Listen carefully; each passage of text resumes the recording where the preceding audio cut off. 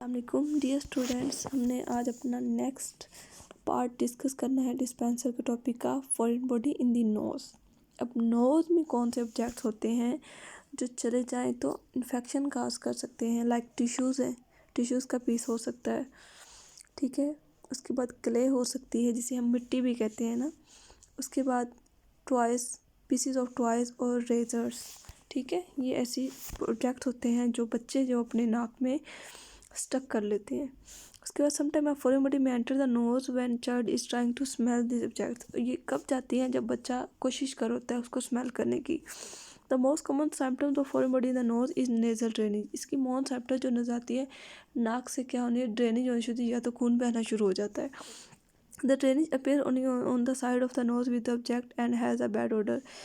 ये कहाँ से ड्रेन होगा? जहाँ बच्चे ने ऑब्जेक्ट डाला होगा और उसकी स्मेल भी आ रही होगी। बैड ऑर्डर कहते हैं। इन सम केसेस चाइल्ड में also have a bloody nose. और सम केसेस में क्या होता है, बच्चे के नाक से खून भी आना शुरू हो जाता है। ट्रीटमेंट्स क्या होंगे? ट्रीटमेंट्स हम क्या करेंगे, बच्चे को नशा देंगे, ठीक है, सीडेटिंग करेंगे, जिसके थ्रू वो ऑब्जेक्ट क्या करेगा, रिमूव करेगा।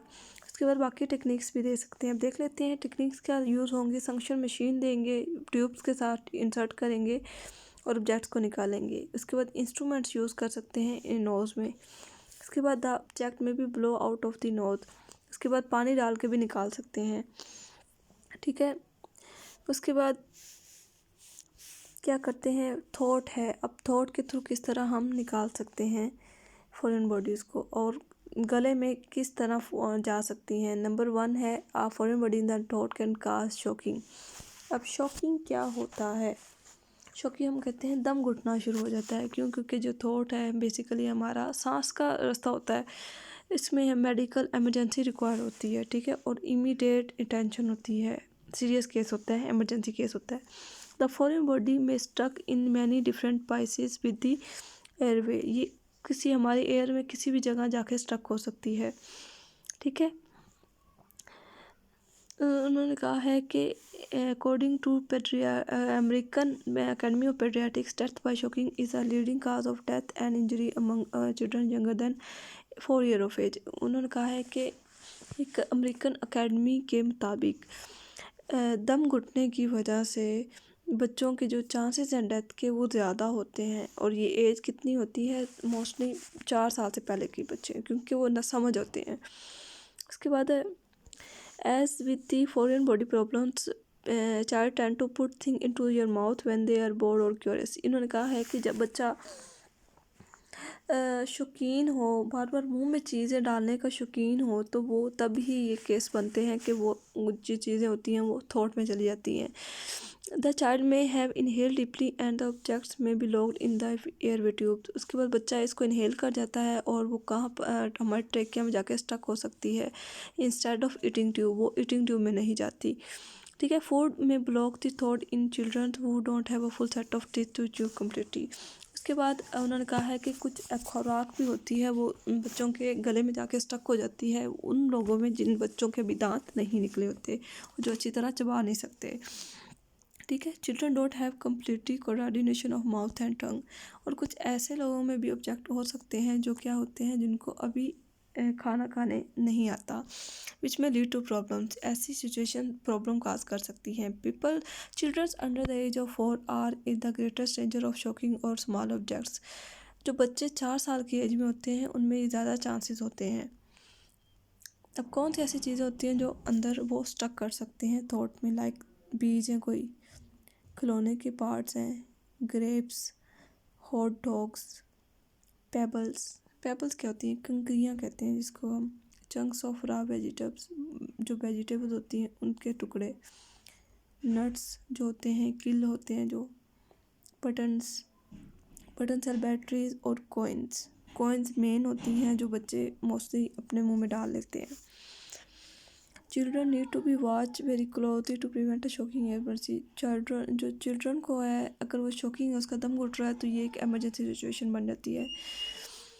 उसके बाद कौन सी ऐसी सिम्टम्स शो होती हैं अगर बच्चा शॉकिंग में है? तो शॉकिंग होगी और gagging when the sound is first inhaled. Shocking दम घुटेगा उसका, ठीक है। कफिंग एट फर्स्ट, सबसे पहले वो खांसी करेगा, ठीक है। उसके बाद है विजिंग साउंड्स होंगे, ठीक है। ये सिम्टम्स उन्होंने कहा है कि ये जो सिम्टम्स होती है ये रिजॉल्व हो जाती हैं, ठीक है। उसके बाद उन्होंने कहा है कि अगर जो फॉरेन बॉडी है वो स्टक है, ब्लॉक किया हुआ है एयरवे को, तो क्या सिम्टम्स हो सकती हैं। नंबर 1, स्ट्राइडर कहते हैं बहुत ज़ोर ज़ोर से हमें आवाज़ आएगी जब भी वो सांस लेगा। कफ दैट गेट वर्स, उसकी जो खांसी है वो बहुत ज़्यादा सीवियर हो जाएगी। चाइल्ड कांट स्पीक, वो बोल नहीं पाएगा। उसका जो गला है उसके और चेस्ट के दौरान उसे दर्द महसूस होगी। हॉर्स वॉइस, उसकी जो आवाज़ है वो दबी हुई होगी। ब्लूनेस अराउंड द लिप्स, उसके जो लिप्स होंगे, होंठ होंगे, वो ब्लू हो जाएंगे। उसके बाद वो ब्रीथिंग नहीं कर सकेगा और द चाइल्ड बिकम अनकॉन्शियस, वो अनकॉन्शियस हो जाएगा।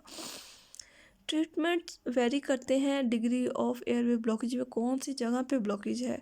If the object is completely blocking the airway, the child may be unable to breathe and talk and their lips will be become blue. अगर जो ऑब्जेक्ट है उसने एयरवेज है, जो कि पैसेज होता है हमारी एयर का, उसने उसको ब्लॉक किया हुआ है, तो बच्चा जो होगा ना ही सांस ले सकता है, ना ही वो बोलेगा, और उसके होंठ के हो जाएंगे ब्लू हो जाएंगे। ये this is a medical emergency and should seek emergency medical care, ये एक एमरजेंसी केस बन जाता है, ठीक है। अब क्या ट्रीटमेंट्स हम देंगे। नंबर 1, सर्जरी करेंगे ताकि जो ऑब्जेक्ट है उसको रिमूव किया जाए, ठीक है। उसके बाद शॉकिंग से बचाने के लिए क्या क्या हमें करना चाहिए।